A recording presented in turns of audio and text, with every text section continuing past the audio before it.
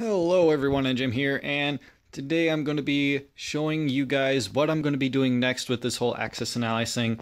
If you guys are new to me and you don't know what I've done before, I would highly recommend that you go back onto my channel and check out my World War I scenario on this World War II 1940 second edition map. It was a really fun scenario, and I just love the idea because of how many territories are on this gargantuan map. So many other things you can do but just besides World War II. And in this series, I'm going to be putting that to the ultimate test. Right now, I have everything pretty much set up as the World War II game board would be, but I kind of nerfed and amped up some of the nations, as well as I added a crap ton of other nations and countries to give it more of that world feeling. So let's just move on up here, up to the IPC count to see what nations we have. Okay, as you can see there, we have the United States of America, European side, because just like in the World War II, hold on, I gotta move a box so I don't trip on it.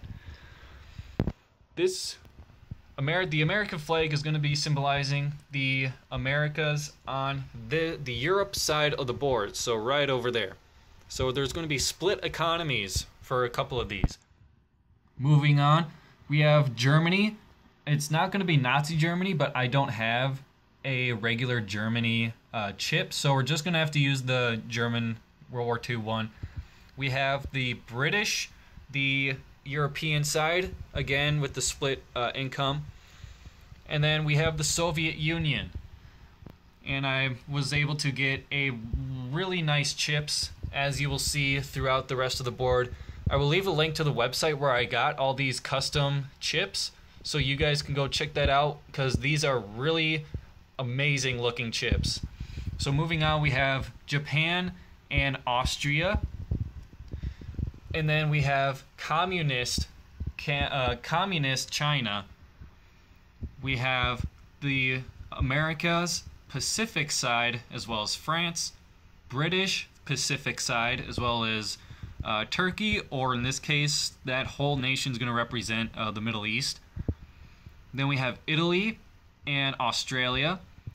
And now over here, I am perfectly 100% aware that this symbol is the South Koreans, but just for the sake that I have the chip and I really like the look of it, and through a comment that one of you guys have left me, one of your guys' suggested scenarios incorporated South America. So I really wanted to make South America a nation, so I just picked the one that looked the best, and that's what it turned out to be. So just to be clear, I am perfectly aware that this is South Vietnam, but just for the sake of adding South America, that is going to represent that country in this game.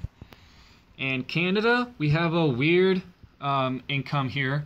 Now, Canada has its own income because it's its own separate country, but they are going to be producing British units. But here's the thing.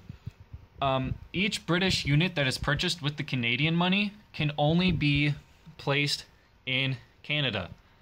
So you can't place it in Britain or India or anywhere else, only Canada, or in this case Ontario. So that's how that works. And then we have Korea. Now I decided to give the entire section to North Korea because, you know, it would be really confusing to having both North and South on one territory.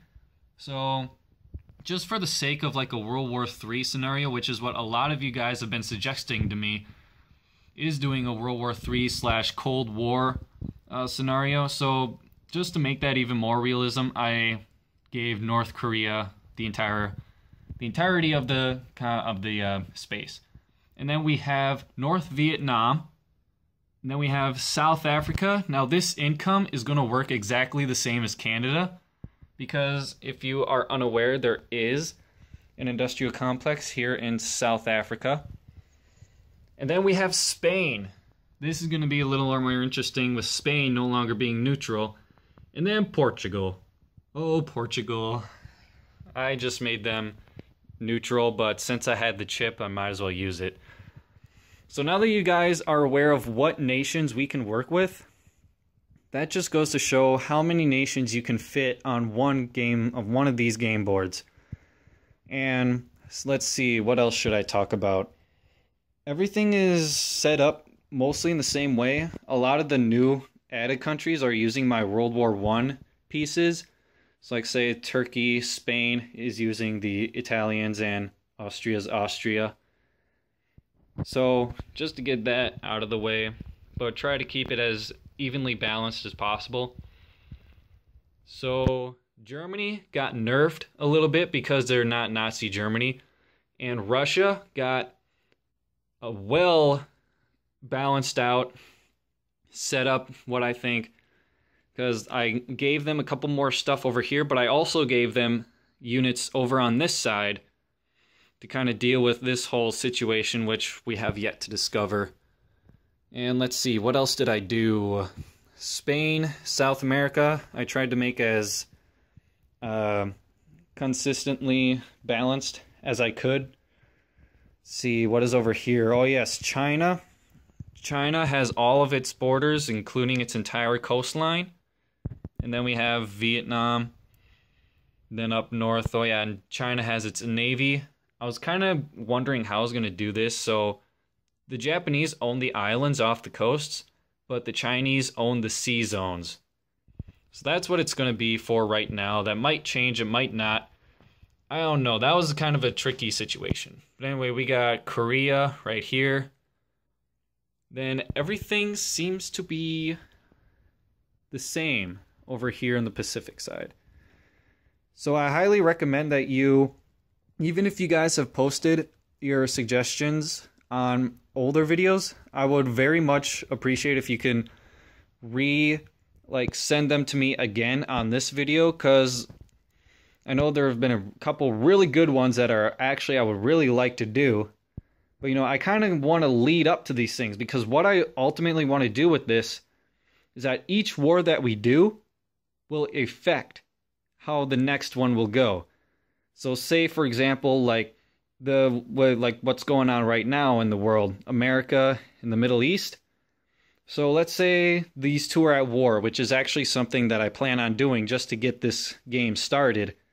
So America goes over here, they manage to take the majority of the Middle East, so then they occupy those. So then during the next war, the American occupants will stay here because it affects what other things. And ultimately what this might end up being is last country standing wins, of course with alliances and stuff like that, but that's what I'm seeing the outcome of this go on. So being that, this should be a really fun and interesting way, because not only are we going to do a war and then we're not going to completely reset, but we're just going to continue off of that. That I feel is going to be the most fun part out of this. So if you guys agree with that suggestion, leave down your comments. I am really considering doing a Middle East war with America and Turkey, and maybe even the British down here. And then that could lead up to the Cold War scenario, or to a Cold War scenario where we have Russia from the north, and of course at this point in time, Communist China is allied with Russia, as well as Korea and Vietnam. So the war against America and the Middle East is going to be the starting point for what could turn into a huge world war. Probably one of the biggest world wars I've ever seen on a game board like this. And if you guys have ever done something like this, leave a comment down below, because I would like to know if I know I'm not the only person who's done different stuff, but I'd like to hear what you guys have done too. So these are my plans for this game. Now this has been set up for a long time, and I've been itching to get this started. So that's enough of me talking. Leave a like if you enjoy or are looking forward to the upcoming wars and scenarios and alliances and death. A lot of death and destruction. And do subscribe for more content. like this if you want to see how this all builds out and how it all ends up being. And as always, I will see you guys in the next one.